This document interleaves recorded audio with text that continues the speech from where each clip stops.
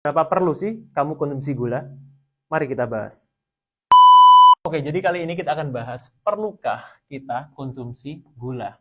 Karena banyak orang yang mengatakan gula itu adalah sumber bahan bakar yang paling penting di dalam tubuh kita. Untuk otak kita berpikir, supaya tubuh kita bisa bekerja secara optimal. Jadi kita perlu tahu dulu, di dalam pembuluh darah kita, selalu ada yang namanya gula darah. Dan gula darah normal itu berkisar antara 80 sampai 110 miligram per desiliter. Tubuh kita itu bisa bekerja dengan optimal. Gula darah kita berkisar antara 100 miligram per desiliter. Volume darah dalam tubuh kita itu untuk orang dewasa itu sekitar 1/3 galon. Dan untuk mendapatkan 100 miligram per desiliter itu, kurang lebih kita membutuhkan 1 sendok teh.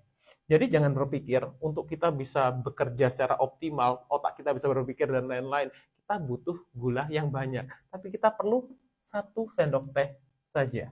Nah, memang ada beberapa bagian atau organ dalam tubuh kita yang hanya bisa menggunakan gula atau glukosa menjadi sumber energinya. Apa saja? Sebagian dari otak, tidak semua bagian otak kita. Yang kedua adalah sel darah merah. Itu. Jadi ini adalah bagian-bagian tubuh kita, organ tubuh kita yang hanya bisa menggunakan glukosa.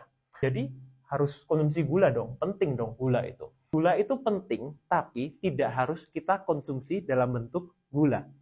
Kenapa? Karena di dalam tubuh kita itu adalah proses, ada mekanisme yang namanya adalah gluconeogenesis. Gluko berasal dari kata glukosa, artinya gula.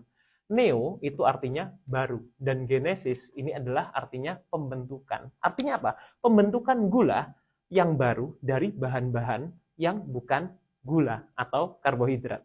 Lalu dari mana? Bisa dari protein yang di dalam tubuh kita akan dipecah menjadi asam amino, dari lemak yang di dalam tubuh kita akan menjadi trigliserid, atau juga dari keton. Dari bahan-bahan ini akan diolah dalam tubuh kita melalui suatu siklus yang namanya siklus Krebs atau TCA cycle untuk menjadi gula. Boleh atau tidak konsumsi gula, dok? Mungkin pertanyaannya akan lebih baik diganti perlu atau tidak kita konsumsi gula. Karena kalau boleh atau tidak, ya boleh-boleh saja selama kita tahu berapa batas maksimum atau kebutuhan tubuh kita untuk konsumsi gula.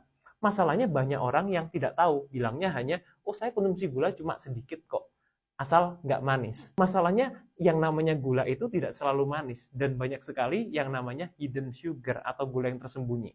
Akibatnya kalau kita merasa harus konsumsi gula, atau perlu konsumsi gula, dan kemudian konsumsinya berlebihan, ini yang menyebabkan banyak orang punya masalah gangguan metabolik. Contohnya seperti obesitas, diabetes, gangguan jantung, stroke, dan lain-lain.